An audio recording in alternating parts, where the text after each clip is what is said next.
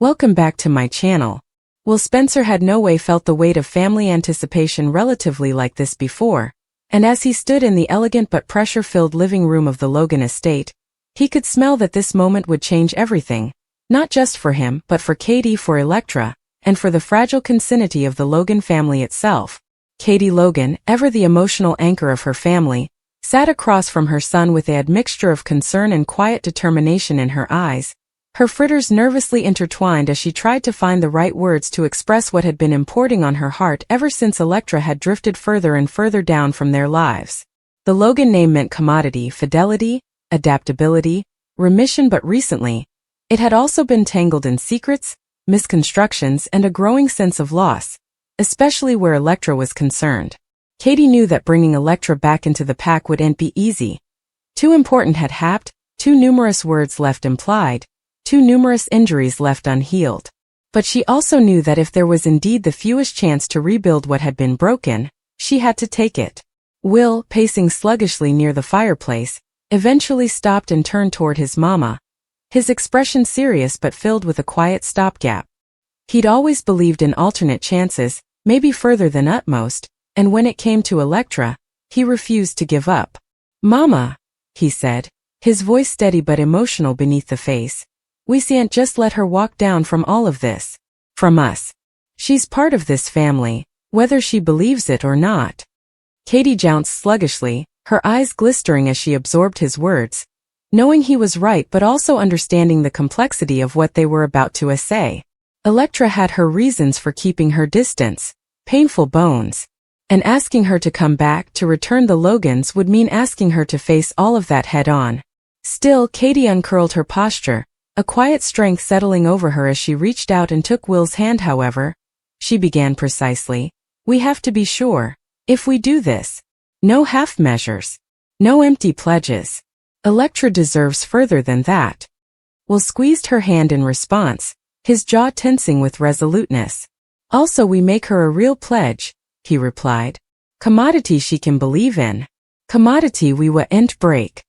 The room fell silent for a moment as the weight of that idea settled between them, both understanding that whatever promise they made would have to be further than just words. It would have to be a commitment to change, to honesty, to putting Electra first in a way they had ahead.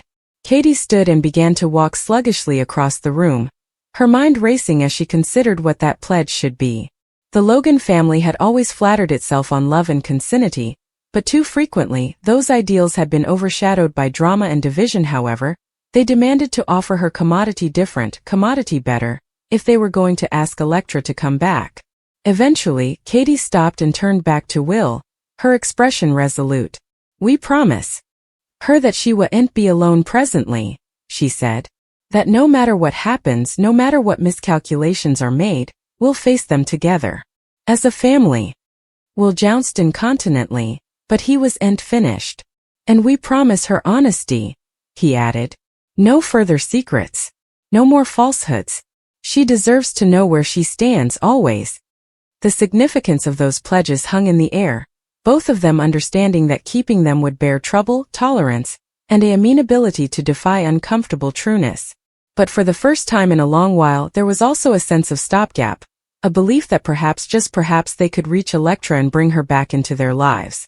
The coming challenge, of course, would be actually chancing her and persuading her to hear. Electra had erected walls around herself for a reason, and breaking through them wouldn't be easy. Meanwhile, across city, Electra sat alone in her small apartment, gaping out the window as the megacity buzzed with life below her. She had made her decision to part herself from the Logans for her own reason, for her own sense of identity, but that didn't mean it didn't hurt. In fact, the silence, the absence of the chaotic but familiar presence of her family, frequently felt louder than any argument she had ever had with them. She missed them, missed the horse laugh, the support, indeed the dissensions, but she also stressed that going back would only renew old injuries. Trust, formerly broken, wasn't fluently repaired, and Electra wasn't sure she was ready to take that threat again. Her studies were intruded by a knock at the door, and her heart skipped a beat as she dithered, doubtful of who it could be. When she eventually opened it, she was met with a sight that left her shortly speechless. Will and Katie, standing side by side, their expressions a admixture of unease and determination. For a moment none of them spoke, the air thick with implied feelings and undetermined history. Also Katie took a small step forward, her voice soft but steady. "Electra," she said, "we need to talk." Electra crossed her arms defensively, though the flicker of emotion in her eyes betrayed her countenance. "About what?" she asked, her tone guarded. Will stepped in gently, his aspect humorless as he met her eyes. "About us," he said simply. "About family." Electra let out a quiet, nearly bitter laugh. "Family," she echoed. "That's a little ironic, don't you suppose?" Katie squinched slightly at the edge in her voice, but she didn't back down. "You're right," she admitted. "We haven't always acted like one. But that's why we're then." There was a pause, a moment where Electra sounded to weigh whether to shut the door or let them in. Eventually, with a reticent shriek, she stepped away, allowing them to enter. The pressure in the room was palpable as they sat down, each of them acutely apprehensive of how important was at stake. "Will didn't desolate time. We want you to come back," he said, his voice filled with sincerity. "To be part of the Logans again. To be part of our lives." Electra shook her head incontinently, the defenses snapping back into place. "It's not that simple," she replied. "You see, I ain't just show up and anticipate everything to be okay." Katie leaned forward, her eyes filled with emotion. "We know that," she said. "That's why we're not asking you to pretend nothing happened. We're asking for a chance to make effects right." Electra looked between them, searching their faces for any sign of dissimulation, but all she saw was genuine remorse and stopgap. "Why now?" she asked still. "What's changed?" Will took a deep breath before answering. "We have," he said. "Or at least we want to. And we're willing to prove it." Katie reached out, her hand pulsing slightly as she placed it on the table between them. "We're making you a pledge, Electra," she said. "One pledge that we will no way break." Electra's expression softened just a bit, curiosity breaking through her dubitation. "What kind of pledge?" she asked. Will glanced at Katie before speaking, their participated resoluteness apparent. "That you'll no way have to face anything alone again," he said. "No matter what happens, we'll stand by you. As a family. And we'll be honest with you always. No more secrets." The words hung in the air, and for a moment, it sounded as though time itself had braked. Electra felt commodity shift inside her, a crack in the wall she had erected so precisely around her heart. It wasn't enough to abolish the history, but it was enough to make her pause, to consider the possibility that perhaps effects could be different this time. "That's a big pledge," she said still. Katie jounced, her eyes unvarying. "We know," she replied. "And we intend to keep it." Gashes welled up in Electra's eyes despite her sweats to hold them back, the emotional weight of the moment getting too important to contain. She had spent so long satisfying herself that she didn't need them, that she was better off on her own, but hearing those words, seeing their sincerity, stirred commodity deep within her. "I don't know if I can just come back," she admitted, her voice pulsing. Will leaned forward, his tone gentle but firm. "We're not asking for everything at formerly," he said. "Just take a step. Let us in again." Silence filled the room formerly more, but this time it felt different. Less like a hedge and more like a space for commodity new to grow. Eventually, Electra took a deep breath, wiping down her gashes as she looked at them. "One step," she said. "That's all I can promise right now." Katie smiled vocally, relief washing over her. "That's all we're asking," she replied. And in that moment, as fragile as it was, a new morning began to take shape, one erected not on perfection, but on the amenability to try, to forgive, and to believe that indeed the most broken bonds could be mended with honesty, love, and a pledge that truly meant commodity. The fragile agreement that hung in the air after Electra's quiet acceptance of one step felt both like a palm and a warning, and neither Will nor Katie took it smoothly as they sat across from her, careful not to push too hard and threat shattering the delicate progress they had just made. Electra's apartment, once a place of solitariness and emotional retreat, now carried a different energy, uncertain, tense, but incontrovertibly alive with possibility. Katie studied Electra's face, noticing the subtle shifts in her expression, the guarded stopgap battling against times of disappointment, and it reminded her just how important damage had been done, not out of malignancy, but out of neglect, miscommunication, and the constant chaos that sounded to follow the Logan family wherever they went. For Katie, this wasn't just about bringing Electra back into the pack. It was about proving that the Logans could evolve, that they could become the kind of family they always claimed to be. Will, seeing that the moment needed tolerance, leaned back slightly, giving Electra space while still maintaining a presence that was steady and reassuring. "You don't have to decide everything, moment," he said gently, his voice free of pressure. "This isn't about rushing you. It's about showing you that we mean what we said." Electra jounced noiselessly, her fritters tracing absent patterns along the edge of the table as she reused everything. She had spent so long bracing herself against disappointment that allowing indeed a splinter of stopgap felt parlous, nearly dangerous.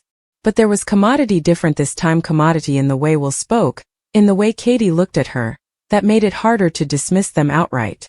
"I need to understand commodity," Electra said after a moment, her voice steady but searching however, but beneath it lay a deeper concern. Where did she fit in a family that had learned to serve without her? Katie changed a regard with Will before answering, choosing her words precisely. "If I come back, indeed a little, what does that actually look like?" The question was practical. "It means you're included," she said. "In opinions, in exchanges, in everything that matters. No more being on the outside looking in." Will added still. "And it means we show up for you. Not just when it's easy, but when it's hard." Electra let out a slow breath, absorbing their answers, but the mistrustfulness hadn't completely left her. "You say that now," she replied. "But what happens the coming time there's a extremity? The coming time someone makes a mistake? Because there's always commodity with this family." There was no blameworthiness in her tone, just literalism, and it struck a passion with both of them. Katie didn't try to deny it. "You're right," she admitted. "There will be problems. We're not promising perfection. We're promising that we'll handle those moments else, with honesty, with respect, and with you included, not pushed away." That honesty sounded to reach Electra in a way that grand affirmations no way could. She leaned back in her president, her posture softening slightly as she considered what they were offering. It wasn't a pucktail conciliation, it was commodity messier, more real. And perhaps that was exactly why it felt possible. "Okay," she said eventually, her voice quiet but firm. "Also, we start small." Will's expression cheered just a bit, though he kept his excitement in check. "Small is good," he agreed. Katie smiled, a warmth returning to her features that hadn't been there in weeks. "There's a family regale at the house hereafter," she said cautiously. "Nothing big, just us. You could come. No prospects, no pressure. Just regale." Electra dithered, the idea easily stirring both craving and anxiety. The Logan house held so numerous recollections, some comforting, others painful, and stepping back into that space would be a significant step. "I'll suppose about it," she said, which was as close to a yeah as either of them had anticipated. Will stood sluggishly, seeing that they had reached the limit of what could be fulfilled moment. "That's all we ask," he said. Katie followed, but before leaving she broke her aspect. Moping on Electra. "We meant what we said," she reminded her vocally. "About the pledge."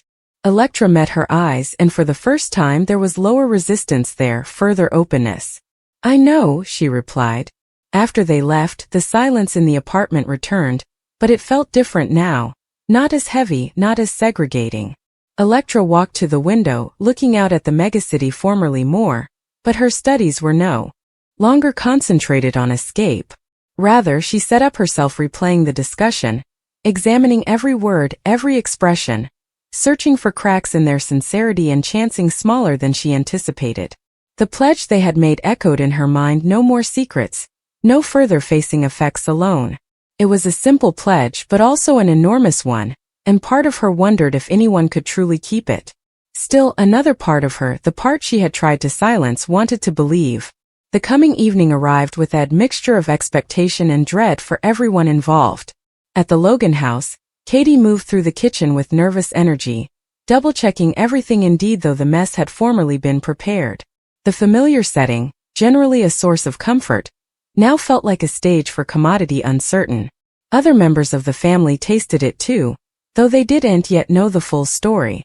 Will, standing hard, watched his mama with a reassuring expression.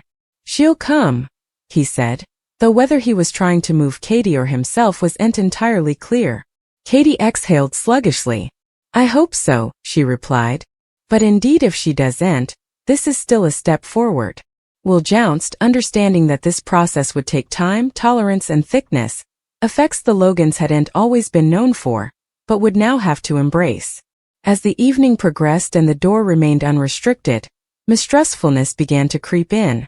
Katie tried not to show it, but each passing nanosecond made it harder to maintain her sanguinity. Also, just as the discussion in the living room began to drift into uneasy home, there was a knock. The room fell silent incontinently, all eyes turning toward the door as Will moved to answer it. When he opened it, there stood Electra, her expression a mix of jitters and determination. For a brief moment, neither of them spoke, but the significance of her presence said further than words ever could. Will's face broke into a genuine smile, relief apparent in his eyes. You came, he said simply. Electra gave a small nod. I said I'd suppose about it, she replied. So then I am. Katie appeared behind Will, her eyes lighting up at the sight of Electra. Emotion flitted across her face, but she kept it in check, not wanting to overwhelm her. We're really glad you're then, she said warmly.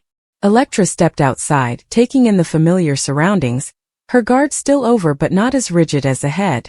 The evening that followed wasn't perfect. There were awkward moments, reluctant exchanges, and implied pressures, but there were also genuine grins, small laughs, and casts of the connection that had formerly come so fluently. Will stayed near without swimming, offering quiet support, while Katie made a conscious trouble to hear further than she spoke, giving Electra the space to reinsert herself on her own terms. At one point, as the discussion softened and the atmosphere grew more relaxed, Electra set up herself looking around the room, realizing that for the first time in a long while, she didn't feel like a stranger. It wasn't a complete metamorphosis.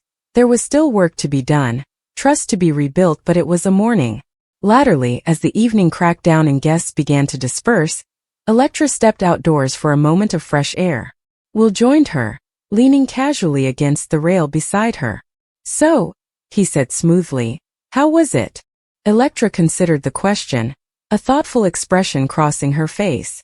Better than I anticipated, she admitted. Will smiled. That's a launch. She glanced at him, her expression softening. It is, she agreed. After a brief pause she added, but I'm holding you to that pledge. Will met her aspect, without vacillation. Good, he said. You should. And as they stood there together, the distance that had formerly sounded insolvable to bridge felt just a little bit lower, not because everything had been fixed, but because for the first time everyone involved was willing to do the work to fix it. One honest step, one kept pledge, and one participated moment at a time. The night air dallied with a quiet stillness as Electra and Will remained outside, the soft gleam from the Logan house discovering onto the yard behind them, emblematic ground between what had been and what might still come. Electra wrapped her arms around herself, not out of discomfort but out of habit, a defensive instinct she hadn't yet learned to let go of. Will noticed but didn't note on it. Rather, he stayed present, predicated, offering a calm immutability that didn't demand anything from her. That further than anything was new.